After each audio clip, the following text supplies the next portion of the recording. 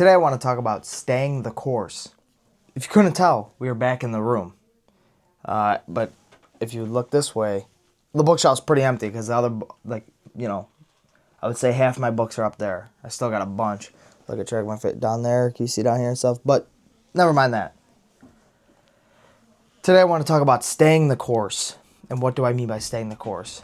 I think it's very important that we find something in life that we're passionate about enough to do it regardless of the results or the rewards, and do this for an extended period of time, because I think there's a lot of answers to be found there, especially when it's things that you don't have a coach or you don't have somebody holding you accountable, that you have to hold yourself accountable to, right?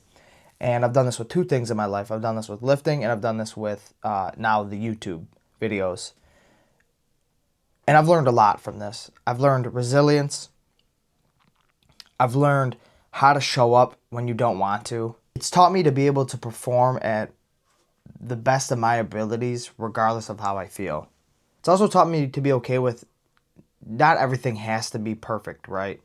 You have those days where you go into the gym and you're not feeling great. Just getting a mediocre workout in is a lot better than not getting any workout in. And same thing with these YouTube videos. I've become okay with, not uploading the most highly produced video, but as long as I'm getting a video up, it's teaching me consistency, and it's teaching me to be okay with not everything having to be perfect. And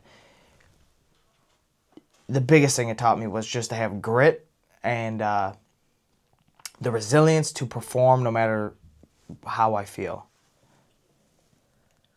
We live in a world now where not many people engage in one activity for months and months and months, or even years and years. And we often quit really quickly if there's no immediate reward. There's no pat on the back, and people just cannot stand the test of time of doing something over and over and over again with absolutely no gratification from it other than just getting the work done. Say with these YouTube videos, I'm very confident in my ability now to do things without reward, right? I really don't believe many people would stick it out this long with, I've gained 200 subs, right? A little more than 200 subs, but that's after 400 some videos that I've posted between full videos and shorts. And I don't really think many people would deal with that, right? It's the old cliche saying and advice of detaching your value from the view count, right? And I mean, we've all struggled with that if you try to do this type of thing. I definitely, when I'd first upload in a video, want to get that great of views, because it was getting 0 or 1 views. It was around the 2.5 month mark when I started to realize that I didn't care about how many views videos were getting. As long as I was getting a video up, I was completely happy with myself. The views did not reflect my mood much at all at that point. And that's when I really found my groove and just fell in love with the whole video making process.